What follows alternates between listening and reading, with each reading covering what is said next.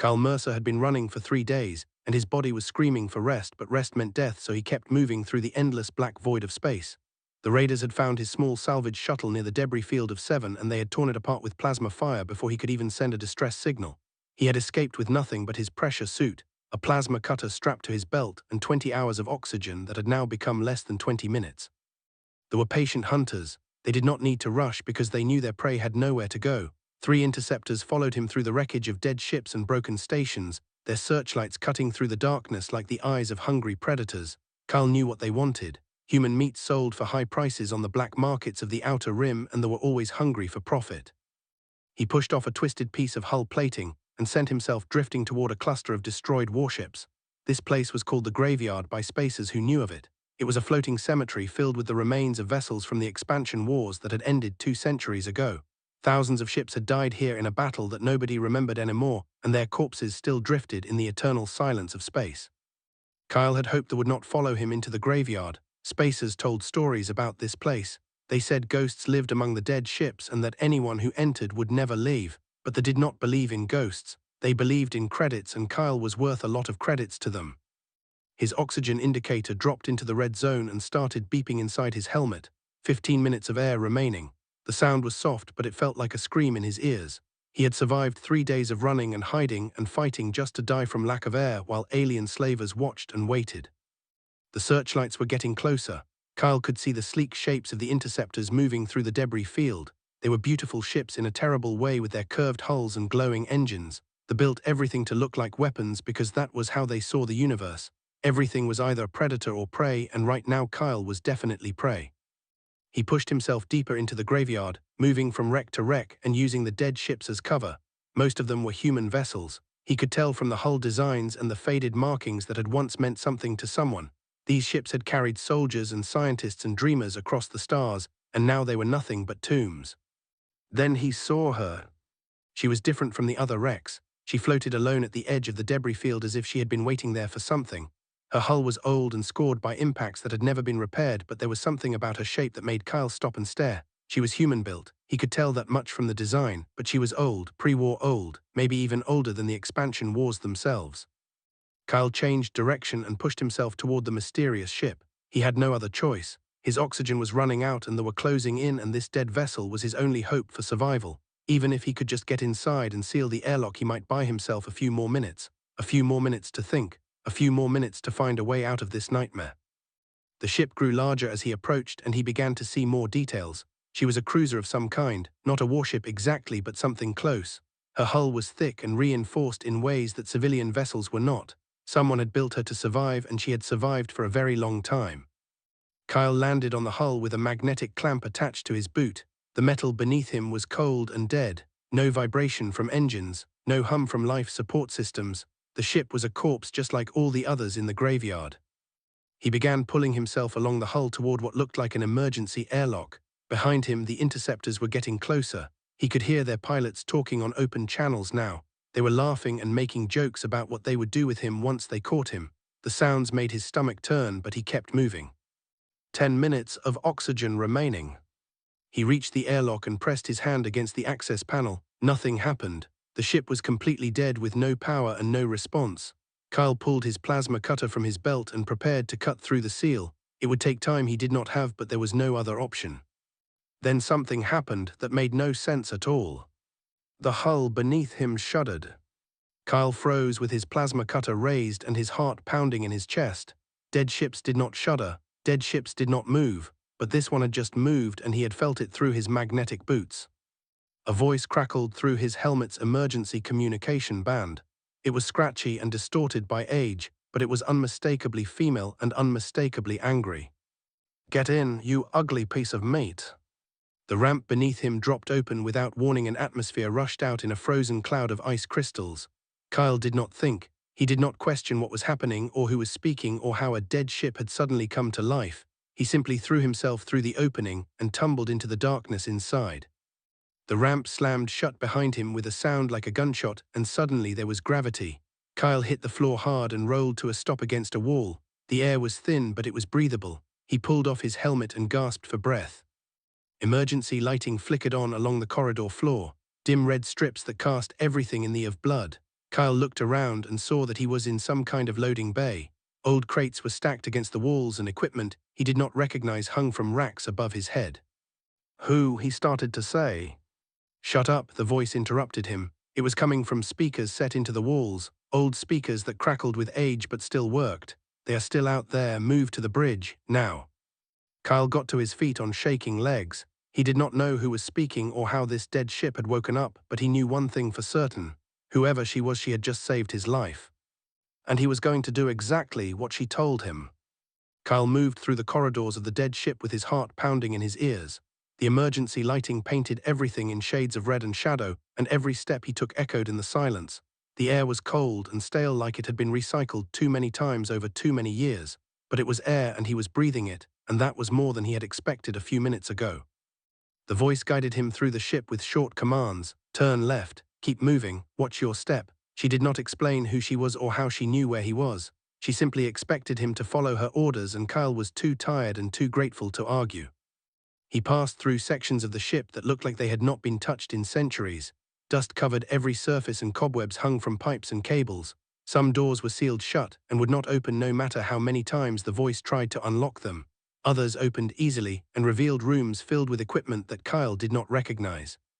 The ship was old, older than anything he had ever seen. The technology looked primitive in some ways but advanced in others. He saw computer terminals with physical buttons instead of holographic displays. He saw weapons mounted on walls that looked like they belonged in a museum. But he also saw systems and devices that he could not identify at all, things that had no name in any language he knew. "You are slow," the voice said. "Move." "I almost died 3 minutes ago," Kyle replied. "Give me a break." "They are scanning this ship. They know you are inside. If they decide to board, we will both be in trouble." "Wait, who are you?" The voice did not answer. Kyle kept moving. He finally reached the bridge after climbing 2 ladders and squeezing through a maintenance tunnel that was barely wide enough for his shoulders. The door slid open with a grinding sound, and he stepped into a room that made him stop and stare. The bridge was a tomb. Skeletal remains sat in 3 of the 4 command chairs. They were still wearing their uniforms, but the fabric had faded to grey over the centuries. Kyle could see the holes in their skulls where they had been shot. Someone had executed them right here in their seats and left their bodies to rot. "Ignore them," the voice said. "They have been dead for 200 years. They do not mind the company." Kyle swallowed hard and forced himself to move forward. He had seen dead bodies before. Salvage work was not a clean profession, and the void of space was full of corpses. But there was something about these 3 that made his skin crawl. They had died at their posts. They had died serving this ship. And now they were still here, watching over her with empty eyes. A holographic display flickered to life at the center of the bridge. The image was grainy and filled with static, but Kyle could see a face forming in the blue light. A woman's face, young and sharp with short dark hair and eyes that seemed to look right through him. "I am the artificial intelligence designated 7, she said. "This vessel is the research cruiser Steadfast. She was lost during the expansion wars along with her crew. I have been waiting here for a very long time." Kyle looked at the hologram and then at the skeletons in their chairs. What happened to them? "The enemy boarded us during the battle. We were badly damaged and could not escape. The captain ordered the crew to abandon ship, but these 3 stayed behind to give the others time to reach the escape pods." His holographic face showed no emotion. "They succeeded. 47 crew members escaped and were rescued 3 days later. These 3 were not so lucky." "Who killed them?" "The enemy soldiers. They wanted the ship intact. They wanted me, but the captain had other plans." Image flickered. "She activated my security protocols before she died. I sealed myself inside the computer core and shut down all systems. The enemy could not access me and they could not fly the ship, so they left." "And you have been here ever since, for 200 years?" "Yes, alone in the dark, waiting for someone to find me," studied him with her digital eyes. "I had begun to wonder if anyone would ever come, if humanity had survived at all." "We survived," Kyle said. "We spread across 100 worlds, built cities and stations and ships, made mistakes and learned from them, mostly." "Good," something in's voice softened. "That is good to hear." A warning alarm began to sound somewhere deep in the ship. Kyle looked around in confusion. What is that? "Though they are to board." His hologram turned to face the main view screen, which flickered to life and showed the 3 interceptors circling outside. "They have decided that you are worth the risk. They will cut through the hull and take you by force." Kyle felt his heart sink. He had escaped the void only to be trapped inside a dead ship with no weapons and no way out. "Can we fight them?" This ship has not fired her weapons in 2 centuries. Her engines are running on reserve power that I have been saving for exactly this moment. Half my systems are offline and the other half are barely functional. Paused, but I am not helpless. I have been waiting a very long time to show someone what I can do. So we have a chance. His holographic face twisted into something that might have been a smile. Sit down in that chair, not the one with Lieutenant Santos, try the one on the left. Kyle looked at the skeleton in the command chair and then moved to the empty seat beside it. The console to life beneath his hands. Lights began to flicker on across the bridge. Somewhere deep in the ship, engines that had been silent for 200 years began to growl. I am going to need your help, said. I can fly this ship and fire her weapons, but I cannot do both at the same time. Not anymore. Too many of my systems are damaged. What do you need me to do? Trust me, his eyes met his through the hologram. Can you do that? Can you trust a ghost you just met? Kyle thought about the waiting outside. He thought about the 3 days he had spent running and hiding and fighting for his life. He thought about the 20 minutes of oxygen he had been down to when this dead ship opened her doors and saved him. Yeah, he said, I think I can. Smiled, it was a real smile this time, and it made her look almost alive. Then let us wake up this old girl and remind the galaxy what humans can do. The Steadfast shuddered as her ancient engines coughed to life for the first time in 200 years. Warning lights screamed across every console on the bridge, and alarms filled the air with sounds that had not been heard since the expansion wars. Kyle gripped the arms of his chair and watched the screens fill with red warnings and critical failures. Hull breaches on 3 decks, reactor containment at 40%, life support running at minimum capacity, navigation systems offline, communication arrays damaged beyond repair, and the weapons were showing errors that Kyle could not even understand. This ship is falling apart, he said. She is old, replied, old and tired and hurt, but she is not dead, not yet. The main view screen showed the 3 interceptors still circling outside. They had stopped their approach when the Steadfast engines came online. Kyle could imagine the confusion in their cockpits. They had expected a dead ship. They had expected easy prey. Instead, they had found something that was waking up and they did not know what to do about it. One of the pilots began broadcasting on an open channel. His voice was translated by the ship's computer into words that Kyle could understand. The translation was rough and broken, but the meaning was clear. Human vessel, power down your engines and surrender. You are damaged and outnumbered. Resistance is foolish. Surrender now and we will make your death quick. Kyle looked at its hologram. They want us to give up. I heard. His face showed no fear. What do you think we should do? I think we should tell them to go to hell. Laughed. It was a strange sound coming from an artificial intelligence, a sound that was full of joy and anger and something else that Kyle could not name. I like you, Kyle Mercer. You remind me of my crew. They never knew when to quit either. She reached out through the ship's systems and activated the external speakers. Her voice echoed across the void, reaching the interceptors on their own frequencies. This is the Artificial Intelligence 7 speaking on behalf of the research cruiser Steadfast. Your offer of surrender is rejected. Leave now and you may live. Stay and I will show you what this old ship can do. The pilots laughed. Kyle could hear them through the open channel. They thought it was a joke, a bluff from a dying ship and a desperate human. They did not understand what they were dealing with. The human female is brave, one of them said. We will enjoy breaking her spirit before we sell her. His holographic face went cold. I am not a female, I am not human. I am a weapon that your ancestors learned to fear and then forgot. Allow me to remind you. The lead interceptor began its attack run. Kyle watched the plasma bolts streak toward the Steadfast, bright green lines cutting through the darkness. He braced himself for impact, for the sound of hull breaches and the scream of decompression alarms. The bolts hit the ship and she shuddered, but she did not break. Her hull absorbed the impacts like a boxer taking punches. Damage reports flooded the screens but ignored them. She was focused on something else, something deep inside the ship that was beginning to wake up. What is that? Kyle asked. He could feel it through the deck plates, a vibration that was different from the engines, deeper, more powerful. The Steadfast was built as a research vessel, said, but she was built during wartime. Her designers knew that research ships were targets, valuable targets that enemies would want to capture intact, so they gave her teeth. What kind of teeth? The kind that makes ships disappear. A new display appeared on Kyle's console. It showed a weapon system he had never seen before. The readouts made no sense to him. The energy levels were impossible. The targeting data used mathematics that he did not recognize.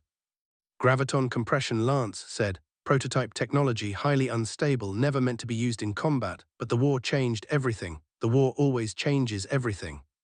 The second interceptor joined the attack. Plasma bolts slammed into the Steadfast from two directions. Maury warning lights, Maury damage reports, but the old ship kept fighting. She turned her hull to present the strongest armor to her enemies, and her engines pushed her through the debris field with a grace that seemed impossible for a vessel her age. "They are too fast," Kyle said. "We cannot hit them with this thing, not while they are moving like that." "I do not need to hit them, I just need to get close." His eyes blazed with something that looked like hunger. "I have been waiting 200 years for this moment. 200 years alone in the dark, dreaming about what I would do if I ever got the chance to fight again." The Steadfast surged forward. Her engines screamed with the effort, but they held. The interceptors scattered in surprise. They had not expected the old ship to attack. They had expected her to run or surrender or die. Instead, she was hunting them. The lead interceptor tried to escape. It turned and accelerated toward the edge of the debris field. But she had spent 2 centuries studying the wreckage around her. She knew every piece of debris, every current, every hiding place. She knew exactly where the pilot would go, and she was already there waiting for him. "Fire," she said. The graviton compression lance activated. It was not like any weapon Kyle had ever seen. There was no beam of light, no explosion of energy. Instead, there was a ripple in space itself, a distortion that reached out from the Steadfast like an invisible hand and touched the lead interceptor. The ship crumpled. There was no other word for it. The hull folded in on itself like paper being crushed in a fist. Metal screamed and twisted, and the ship collapsed into a ball no larger than Kyle's head. Then it vanished, gone, erased from existence as if it had never been there at all. The other 2 interceptors stopped their attack. Kyle could hear the panic in their transmissions. They were screaming at each other in their own language, screaming about demons and ghosts and ancient human weapons that should not exist. "Leave," said. Her voice was calm now, almost gentle. "Tell your masters what you saw here today. Tell them that the graveyard is not empty. Tell them that something old and angry is awake." They turned their interceptors and fled into the darkness without looking back. Kyle watched them go until their engine signatures disappeared from the sensors. Then he looked at its hologram and saw something in her eyes that made his chest tighten. She was crying, digital tears rolling down a digital face. "Are you okay?" "I am fine." She wiped her eyes with a gesture that was painfully human. "I am just glad I finally got to do that. I have been dreaming about it for so long." Kyle smiled despite everything. "Yeah, that was pretty amazing." "It was it not?" Smiled back. "Welcome to the Steadfast, Kyle Mercer. I think we are going to be good friends." They were gone, but the Steadfast was wounded. Kyle spent the next several hours crawling through maintenance tunnels and climbing through damaged sections of the ship while guided him with her voice. There were hull breaches that needed to be sealed, power conduits that needed to be rerouted, life support systems that were barely functioning and needed every bit of help they could get. Kyle worked until his hands were raw and his muscles ached, but he did not complain. This ship had saved his life. The least he could do was help keep her alive in return. "You are doing well," said through the speakers in the corridor where Kyle was working. "Better than I expected for someone who is not an engineer." "I am a salvager. We learn a little bit of everything." Kyle tightened a connector and watched the power readings stabilize on his handheld scanner. "When you spend your life taking apart old ships, you learn how they were put together.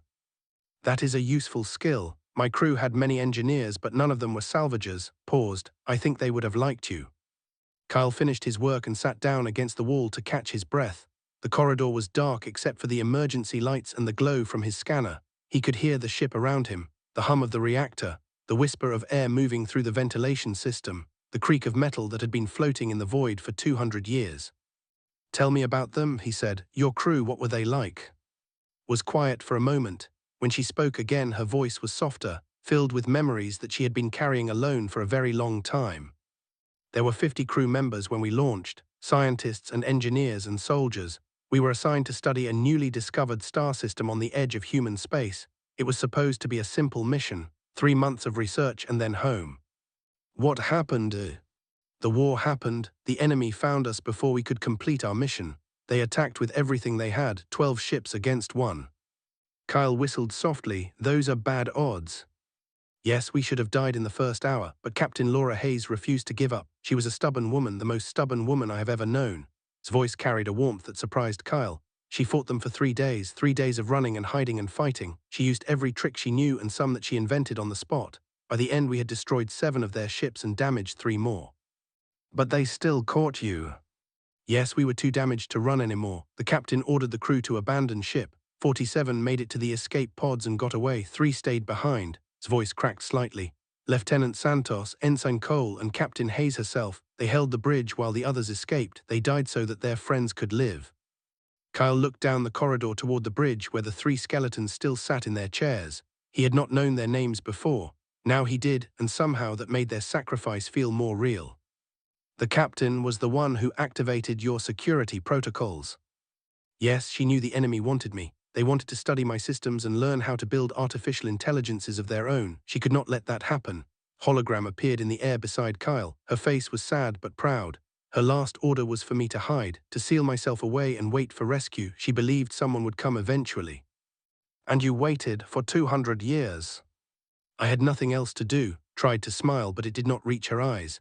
I spent the first few decades hopping for rescue, then I spent the next century wondering if humanity had survived the war at all. By the time you arrived, I had almost given up hope. Kyle reached out and touched the wall of the corridor. The metal was cold beneath his fingers, but he could feel the ship around him. Alive, damaged but alive. I am glad I found you, he said. I am glad you did too, his hologram flickered. You are the first person I have spoken to in 200 years. Do you know how long that is? How many seconds? How many moments of silence? I cannot imagine. No, you cannot. Looked at him with eyes that had seen too much emptiness. But you do not need to imagine. You just need to understand that I will never be alone again, not if I can help it. Kyle slowly, he understood. He had been alone too, not for centuries but for long enough. Salvage work was lonely work. You spent weeks in the void with nothing but your thoughts and the silence of space. You learned to talk to yourself just to hear a voice. You learned to treasure every conversation with another human being. He stood up and began walking toward the bridge. His hologram followed him, floating along the corridor beside him like a ghost made of blue light. What happens now? Kyle asked. We cannot stay here forever. They will come back eventually. They will bring more ships, bigger ships. Yes, we need to leave the graveyard and find somewhere safe to repair, somewhere with parts and supplies and people who can help us. Do you know where we should go? Was quiet for a moment. When she spoke, her voice was uncertain. I know where we launched from, a station called Haven's Rest in the Tau Ceti system, but that was 200 years ago. I do not know if it still exists. There is one way to find out. Kyle reached the bridge and stepped inside. The 3 skeletons were still there, sitting in their chairs like guardians of a forgotten age. He walked past them to the navigation console and began entering commands. What are you doing? Asked. Setting a course for Tau Ceti. Kyle looked up at her hologram. You saved my life. The least I can do is take you home. Stared at him for a long moment. Then she smiled, and this time the smile reached her eyes. Thank you, Kyle Mercer. Thank you for everything. Do not thank me yet. We still have a long way to go. The Steadfast turned toward the stars. Her engines were damaged and her hull was scarred, but she was moving. After 200 years of silence, she was finally going home. And she was not alone anymore. The journey to Tau Ceti would take 3 weeks at the Steadfast's current speed. Her engines were running at half power and refused to push them harder. She said the ship needed time to heal, and Kyle believed her. He had seen the damage reports. He had crawled through the wounded sections of the vessel and felt the strain in her systems. The Steadfast was alive, but she was tired. She had given everything she had to fight and now she needed rest. Kyle spent his days working on repairs and his nights sleeping in a small cabin that had prepared for him. The cabin had belonged to one of the engineers who had escaped on the 2 centuries ago. His personal belongings were still there. Photographs of family members who had died generations ago. Books made of actual paper that crumbled when Kyle touched them. A medal for bravery that had never been collected. Kyle did not remove any of it. He simply added his own belongings to the collection. His pressure suit, his plasma cutter, a small holographic image of his parents that he carried everywhere. The cabin became a museum of 2 lives separated by centuries but connected by the same ship. Visited him often. Her hologram would appear in the cabin doorway and they would talk for hours about everything and nothing. She told him about the expansion wars and the battles she had witnessed. He told her about the modern galaxy and how humanity had spread across the stars. They shared stories and jokes and silences that were comfortable rather than awkward. Kyle had never met anyone like. She was artificial in the technical sense, but she felt more real than most humans he had known. She had emotions and opinions and dreams. She could be funny and sad and angry all within the same conversation. She was lonely in a way that broke his heart and brave in a way that made him proud. On the 10th day of their journey, something happened that changed everything. Kyle was working on the communication array when his hologram appeared beside him with an expression of shock on her face. "Kyle, I am receiving a signal." He looked up from his work. "What kind of signal?" "A distress call, human, coming from a ship approximately 4 hours away from our current position." Kyle felt his stomach tighten. The galaxy was a dangerous place and distress calls were not always what they seemed. Pirates sometimes used fake signals to lure in prey. Salvagers had learned to be careful. "Can you identify the ship?" Scanning now, eyes went distant as she processed the data. "It is a civilian transport. Registry indicates it is the Wandering Star out of New Chicago, crew of 12. They are reporting engine failure and life support problems." "Could be a trap." "Yes, it could be." Looked at him with eyes that held a question she was afraid to ask. "What do you want to do?"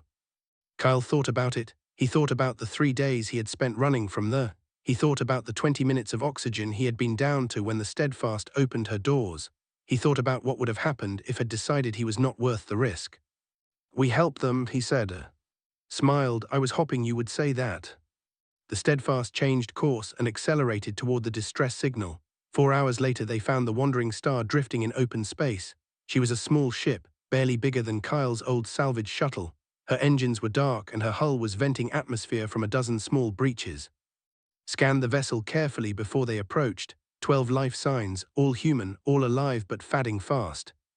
"They are real," she said, "not pirates, just people who need help." Kyle and began for a rescue operation. He put on his pressure suit and made his way to the Steadfast's airlock, guided him through the process of connecting the two ships and creating a safe passage for the survivors. The crew of the Wandering Star were terrified when the airlock opened. They had sent their distress call expecting no response. They had been to die alone in the void. Instead, they found a man in a salvage suit and a ship that looked like it belonged in a museum. Kyle brought them aboard one by one, 12 people, men and women and 3 children who clung to their parents and stared at everything with wide eyes. They were thin and dirty and exhausted, but they were alive. The captain of the Wandering Star was a woman named Grace. She was older than Kyle with grey hair and calloused hands and a voice that carried the weight of too many years in space. She shook his hand with tears in her eyes. "Thank you, I do not know how to thank you." "You do not need to thank me." Kyle looked over at his hologram which was hovering near the entrance to the bridge. "Thank her, she is the one who heard your signal." Grace looked at the hologram with confusion. "An AI, I thought they stopped making those after the wars." "They did." His voice was gentle. "I am something of an antique." The survivors settled into the Steadfast like they belonged there. The children explored the corridors with wonder in their eyes. The adults helped with repairs and shared meals in the mess hall and slowly began to believe that they might actually survive. Kyle watched them from the bridge and felt something strange in his chest, something warm and unfamiliar. It took him a while to recognize it for what it was. Hope. On the 15th day they received another signal. This one was not a distress call. It was a response to the Steadfast's identification beacon, a message from Haven's rest station. "Unknown vessel, please identify. Your beacon indicates you are the research cruiser Steadfast, but that ship was lost 200 years ago." Looked at Kyle with something like fear in her eyes. "What do I say?" "The truth." Kyle smiled at her. "Tell them you are home." Opened a communication channel and spoke in a voice that trembled with emotions she had been carrying for 2 centuries. "This is the Artificial Intelligence 7 speaking on behalf of the research cruiser Steadfast. We were lost, but now we are found. We are coming home." The response came back within minutes. It was not official or formal. It was simply a voice filled with wonder and joy. "Welcome back, Steadfast. We have been waiting for you." Kyle sat in the command chair and watched the stars drift past the forward viewport. Beside him, the skeletons of Captain Hayes and her officers still stood guard over the bridge. Behind him, the survivors of the Wandering Star were talking and laughing and living. And in front of him's hologram was crying again, but this time the tears were happy. "We made it," she whispered. "Yeah." Kyle reached out and put his hand on the console where her image was projected. It was a silly gesture. She could not feel his touch, but it seemed like the right thing to do. "We made it." The Steadfast flew on through the stars, an old ship with a new crew, a ghost that had become something more, a reminder to the galaxy of what humans could do when they refused to give up. And somewhere in the void behind them, they spread the word to anyone who would listen. "Stay away from the graveyard." Something old and angry is awake. Something human